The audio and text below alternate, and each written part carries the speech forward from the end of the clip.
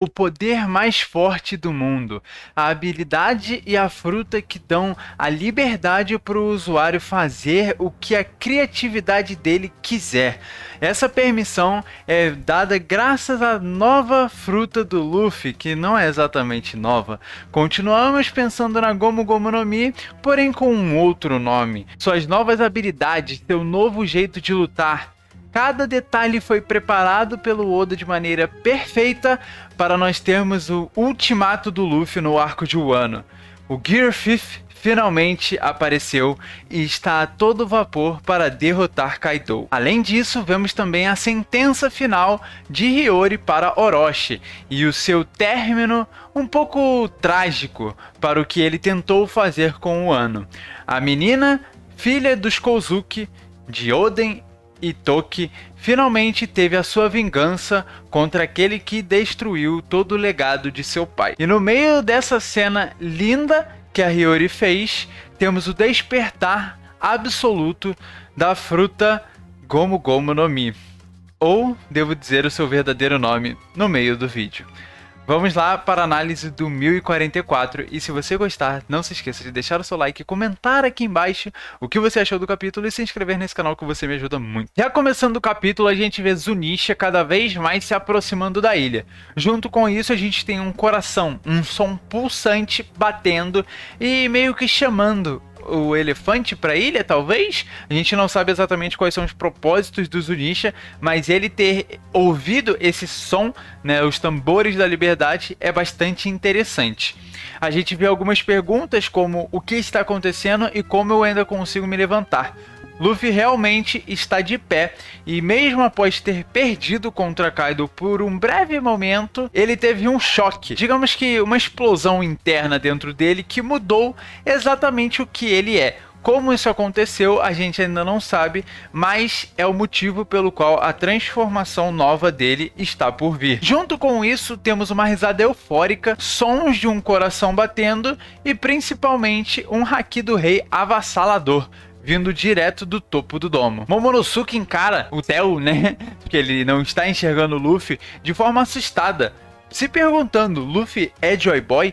E isso traz algumas questões para ele e para Yamato em si, que a gente não tem muito aprofundamento nesse momento, mas os dois são os que mais têm conhecimento sobre as histórias de Oden. Talvez eles tenham alguma informação que a gente não tem ainda. Talvez, por exemplo, a Yamato pensava que Momonosuke seria aquele que traria o amanhecer para o mundo, mas na verdade não seria ele. E a gente vê então a reação de todos os personagens que reagiram com a derrota dele, né? A gente vê Kid, Law, Hyogoro e principalmente o Sanji reagindo com um despertar de Luffy, ele se questionando o que está acontecendo no topo do domo. Esse é realmente o Luffy?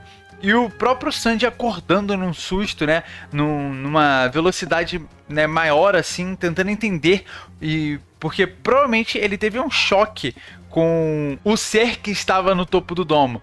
É como se ele tivesse tomado um susto, porque ele acordou assustado, ele estava dormindo depois da luta contra a Queen, e isso fez com que ele tivesse uma reação diferente. Assim como o Marco teria normalmente. A gente vê que o Marco é o único que ele tem essa reação mais natural, que ele percebe que é o Luffy, a gente vê ele notando isso, como se tivesse um estalo na cabeça dele, e ele avisando a Nami e a Otama de que está tudo bem, nada de ruim aconteceu com o Chapéu de Palha. Ele diz até que ele já está respirando de novo, então realmente dá a impressão de que em algum momento ele realmente parou de respirar e esteve em um certo coma. A gente vê a Nami e a Otama se abraçando e chorando com um rosto bem parecido, e eu acho isso muito importante para a obra. A gente sabe que a Nami lá atrás teve suas questões com o Luffy, seus problemas com ele, traiu ele para tentar salvar sua vila, e o momento em que ela pede ajuda para ele é muito significativo. E aqui a gente vê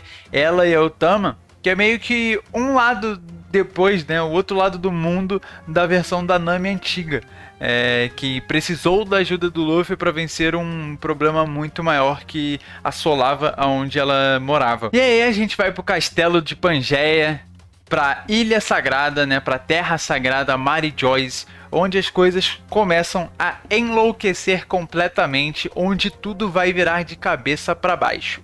A gente começa falando sobre os Gorosei terem perdido um grande agente deles, um agente importante deles, e terem enfurecido Kaido em troco de ter parado o despertar de algo muito maior. Se perguntam, será que esse objetivo está claro o suficiente? Será que eles tiveram a decisão certa? E eles dizem que sim, essa fruta, a Gomu Gomu no Mi, era uma fruta que fugia deles. Ela tentava desesperadamente não estar nas mãos do governo mundial. O que isso quer dizer? Eles citam a importância de se livrarem desse problema, que ele é um problema muito maior do que ter que lidar com Kaido. E mesmo após 800 anos tentando achar a fruta, tentando trazer ela para o lado do governo mundial, digamos assim, tentando capturar ela, a gente sabe que os Gorosei, eles provavelmente têm algumas questões aí com o passar do tempo, eles parecem que não envelhecem, então tem algo escondido através disso. Então se eles conseguissem a Gomu Gomu no Mi, provavelmente eles conseguiriam manter ela para sempre com eles. Mas de certa forma a fruta estava fugindo deles, estava esquivando dos movimentos do governo mundial. E eles citam que isso não é impossível. Como uma fruta teria vontade própria para conseguir fugir deles? Todas as frutas zoans têm uma vontade própria. Sim, elas têm uma vontade própria. E essa em específica possui o nome de um deus. Então a gente tem a maior revelação de todas. Depois de tudo isso, depois de toda a gigantesca história criada por Oda, a gente tem a revelação do verdadeiro nome da Gomu Gomu no Mi. Na verdade, ela é um modelo Zoan mitológica. É a fruta do humano modelo Nika, sim, o deus do sol. E aí vamos a algumas questões aqui. Por que ela tem esse nome, né? Ela recebeu o nome de um deus. Será que ela foi inspirada nele? Será que esse deus tinha poderes dessa fruta?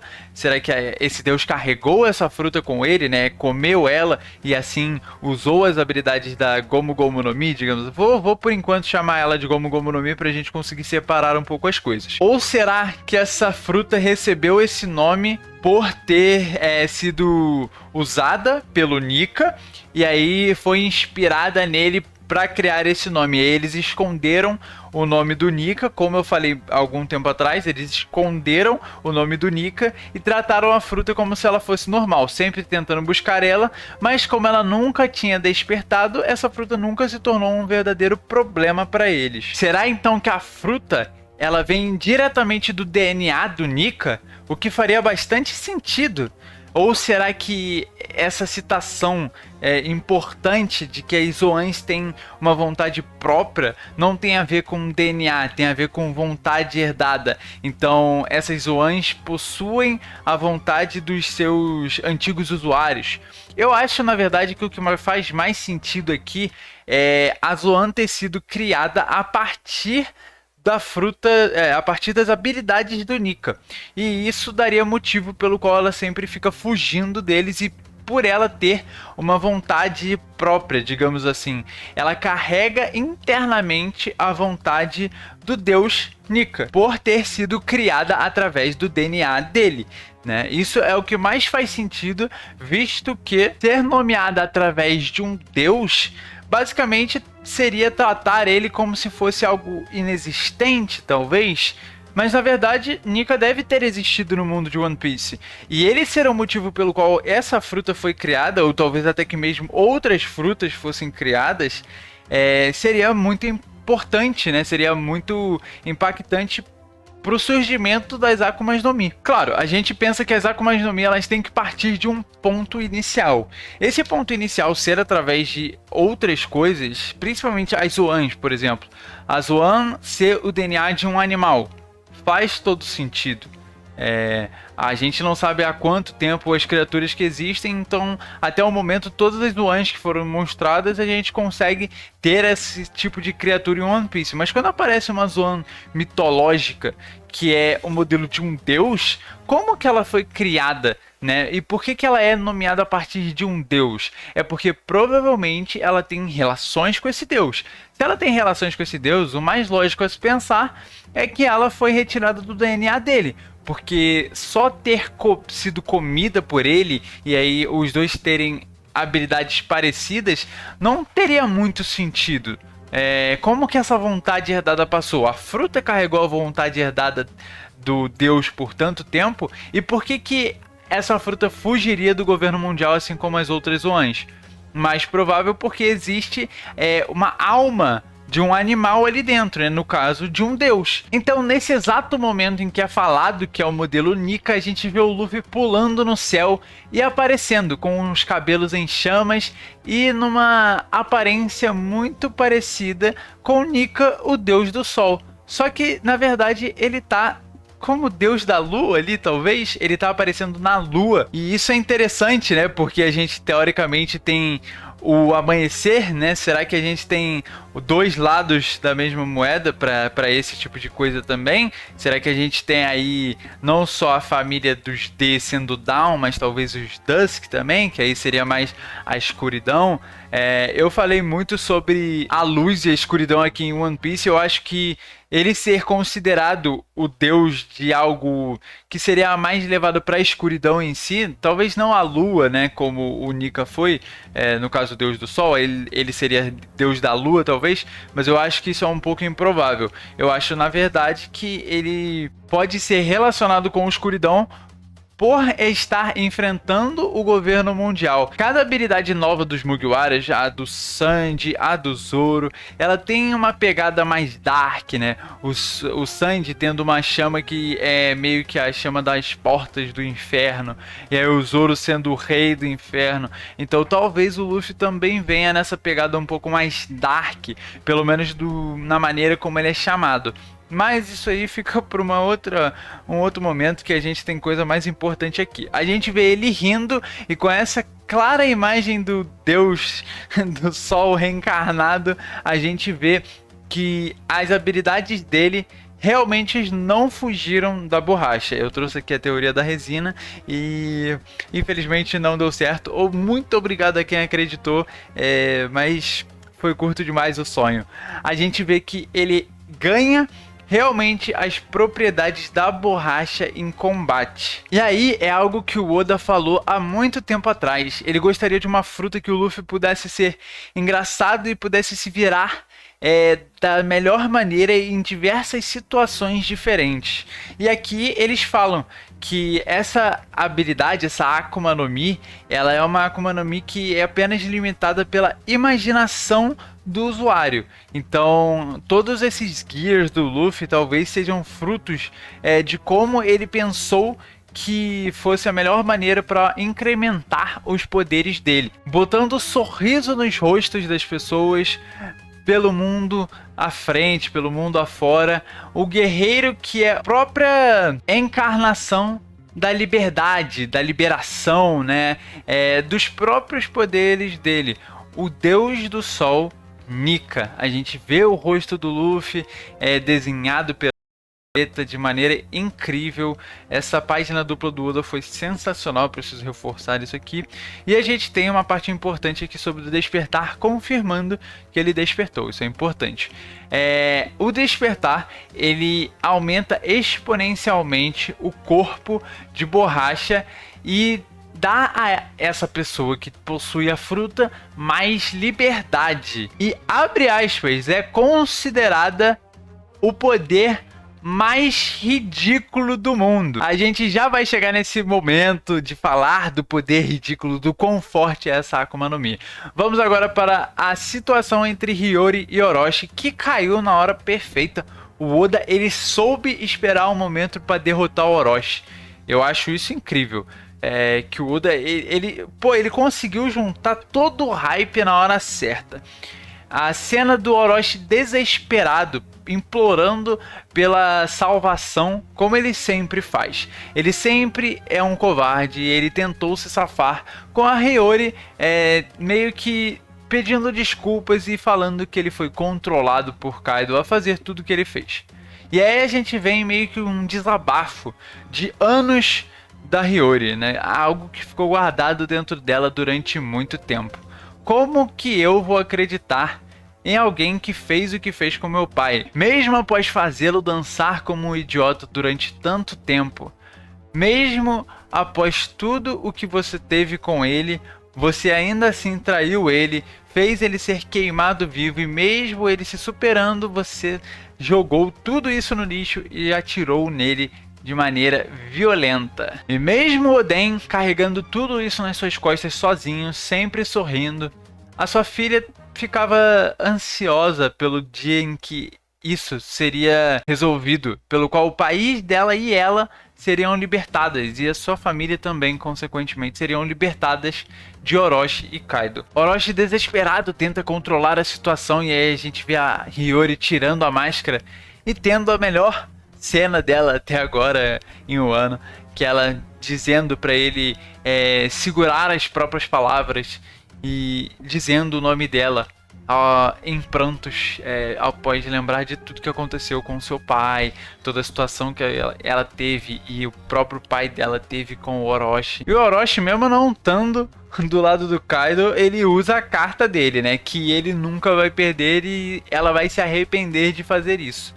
A gente vê a chegada do Kazembo, e aqui tem um momento meio esquisito que o Kazembo simplesmente o Orochi tenta falar: você vai queimar, Hiyori. Vai, ataca ela, Kazembo. E o Kazembo simplesmente queima o Orochi. E ele simplesmente... e ele fica tostado. E eu não sei exatamente o que tá acontecendo nessa cena. Mas eu sei que no capítulo em que o Kanjuro criou o Kazembo, ele falou: irei realizar minha última performance, a morte gloriosa do clã Kurozumi. Eu não sei se tem a ver, tá entendendo? Eu não sei se isso foi meio que uma tentativa dele de se reatar, que ele fez isso aí na intenção de matar o Orochi de uma vez por todas. O Kazembo estava indo em direção às bombas, mas eu não sei se a vontade final dele era o que importava e a vontade das palavras foi maior do que tudo. Mas fica aí, né, o questionamento. E num olhar fulminante, Hiyori diz que o amanhecer vai vir. E aí a gente já corta a cena no momento exato para transformação do Luffy. A gente vê o Luffy com um corpo meio esquisito, com um corpo meio estranho, meio gosmento, não sabe o que está acontecendo, uma perna maior que a outra, um braço mais fino que o outro.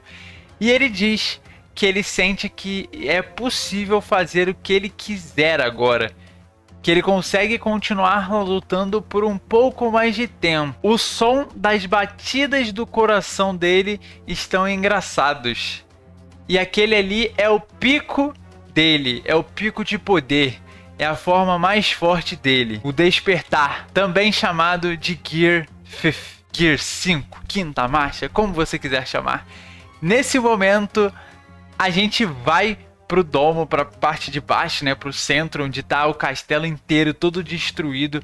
Kaido olha pra cima meio assustado, o Haki do Rei vem devastando tudo, desmaiando um monte de gente ao mesmo tempo. Kaido olha estressado, e aí ele olha de novo pra cima assim, pensando: mano, o que tá ali em cima? O que tá acontecendo? Da onde surgiu essa criatura que tá ali em cima? Que pelo visto ele não reconhece, mas ele vai conhecer já já. E com o Haki ainda atacando todo mundo, pelo menos o Luffy tá controlando isso, né? Isso é importante frisar, que ele não desmaiou ninguém do grupo dele, aparentemente. Ele pega o Kaido na forma de dragão com uma mão. Ele simplesmente tem uma mão tão grande que ele segura o Kaido. E ele puxa o Kaido num sorriso meio cruel até, num sorriso onde ele sabe que ele vai espancar o Kaido. E aí a gente vê a surpresa do Law, do Kid, do Chopper também chorando com o renascer do seu capitão.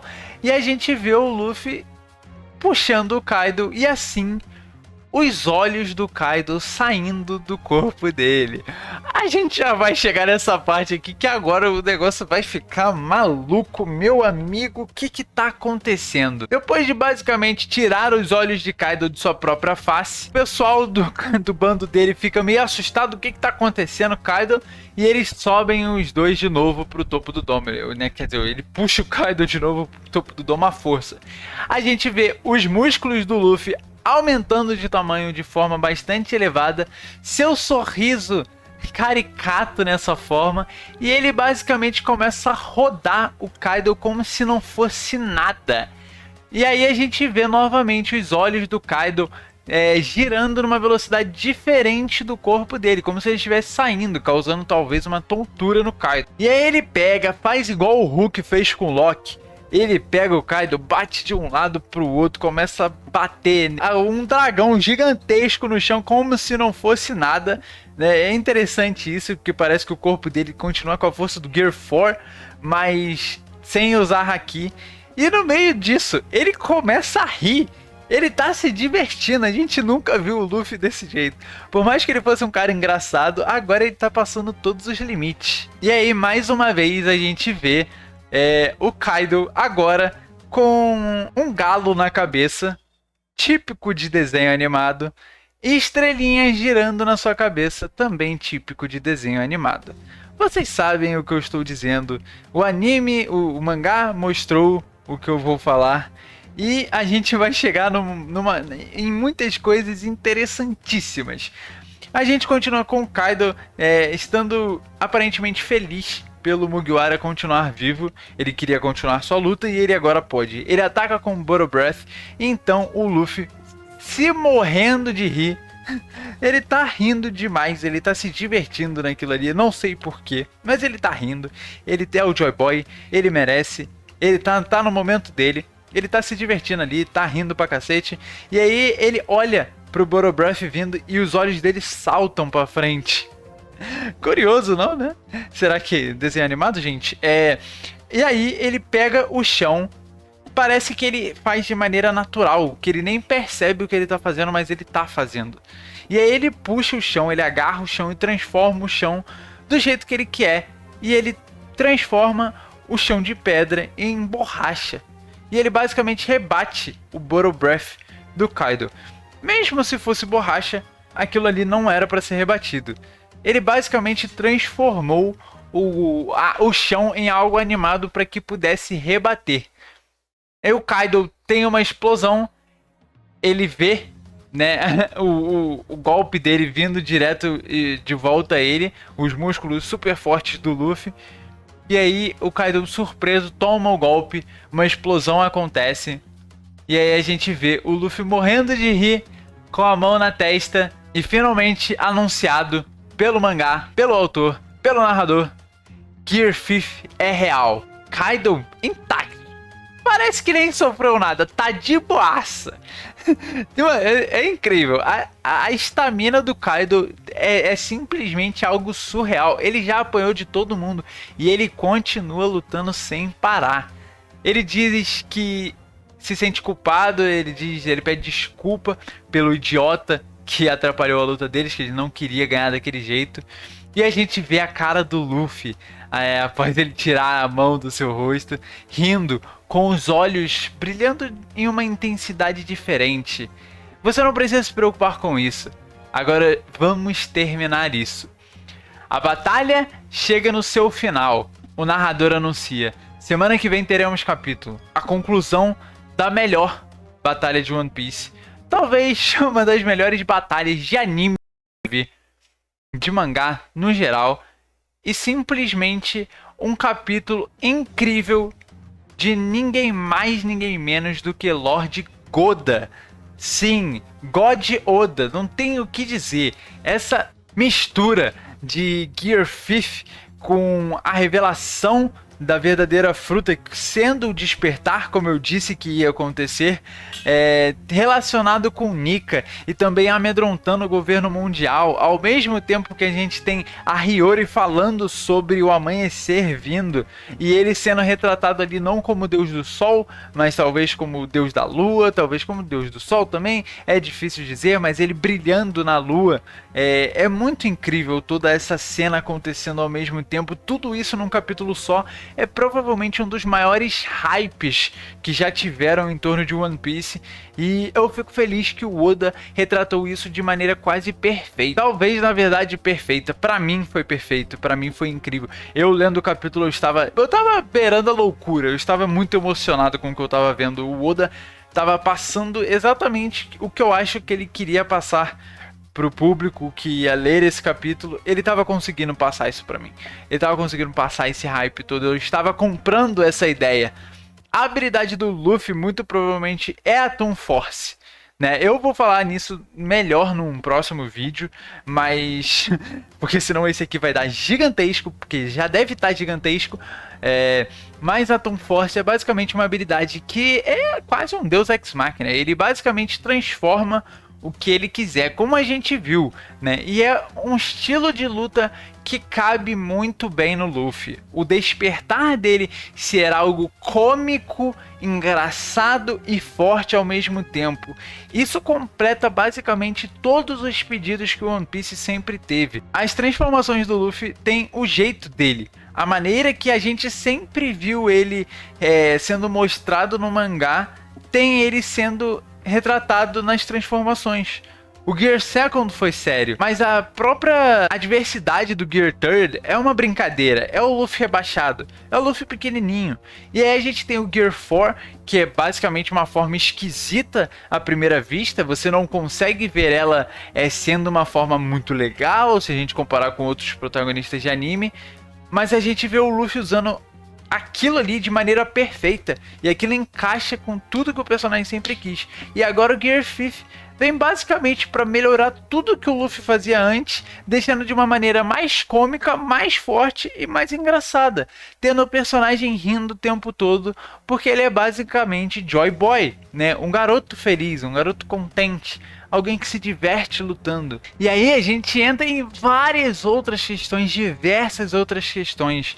A gente vê o Roger rindo lá no final de One Piece, né? No caso, para ele, o final dele, de toda a jornada dele. Por que ele estava rindo? Sobre o que ele riu? Será que ele realmente descobriu as verdadeiras habilidades do Joy Boy? Do antigo Joy Boy? Do Nika? Será que ele viu como é que era esse estilo de luta? Teve alguma ideia do que era a verdadeira história? Será que o Shanks sabia disso? Provavelmente sabia. Como ele sabia? Por que ele deixou o Luffy comer essa fruta? Será que ele fez de propósito? Será que ele não fez de propósito? E as Smiles? A gente sabe que as Smiles são basicamente criações, né, recriações de Zoans que já existem, de tipos diferentes, de animais diferentes, mas são Zoans de animais. E basicamente são estranhas, e quando elas falham, a gente tem um problema com a pessoa que sofre disso. A pessoa fica sempre rindo. Então, será que era isso sobre o qual o Kaido estava querendo falar? Ele estava tentando alcançar a zona perfeita que fizesse ele, a pessoa rir? Será que ele estava tentando encontrar Joy Boy em algum dos seus subordinados? Como a gente vê o estilo de luta agora, é rir sem parar. É ser um cara feliz? Não sei. É ser o Joy Boy? Um cara que ri o tempo todo? Ele tá sendo isso. E ele tá lutando dessa maneira. Então, claramente, isso tem muito a ver com tudo isso tá ligado. E a gente tem conhecimento que o Kaido tem alguma noção do que era o Joy Boy. Mesmo que ele não soubesse quem era, quais os seus poderes. Ele tinha alguma coisa. Talvez os Rocks tinham algum conhecimento sobre isso. Então, tem muito detalhe aí que agora está sendo concretizado, está sendo explicado, e é muito legal. Infelizmente eu não vou conseguir falar de tudo num só vídeo, porque é muita coisa que a gente agora vai conseguir concluir, teorias, pensamentos, e novos virão, porque o One Piece é um ciclo. A gente consegue respostas, e através dessas respostas mais perguntas chegam. E o que é a habilidade do Luffy, né? É basicamente a Tom Force, como eu falei anteriormente, é algo que é apenas limitado pelo autor, pela pessoa que está usando essa habilidade. Então, teoricamente, aqui a gente está tendo o limite dessa habilidade pelo Luffy, apenas por ele. Então a gente vai saber realmente quais são os verdadeiros poderes dele conforme a luta for se desenvolvendo. Claro que vai ter a habilidade nomeada, você pode ter certeza disso. Porque não é possível que ele vai só sair socando o Kaido de qualquer maneira. A gente viu que mesmo ele fazendo tudo isso, o Kaido continua intacto, quase. Continua 0 bala, pronto para lutar mais um pouco. Então ele vai ter que ter um trabalho maior e eu vou poder até falar mais sobre o Gear 5 de uma maneira mais trabalhada depois. Aí a gente tem várias questões, como ele alcançou o despertar, como isso tudo está acontecendo. Enfim, vai ficar tudo isso para um próximo vídeo, como eu já falei. Eu espero que vocês tenham gostado tanto desse capítulo quanto eu gostei. Foi um trabalho danado gravar isso tudo, prestar atenção em tudo isso. Eu acho que eu consegui passar tudo que eu queria nesse vídeo. Então, se você gostar, deixe seu like, seu comentário, se inscreve nesse canal que você me ajuda muito. E é isso, eu vou ficando por aqui. E eu vejo vocês na próxima.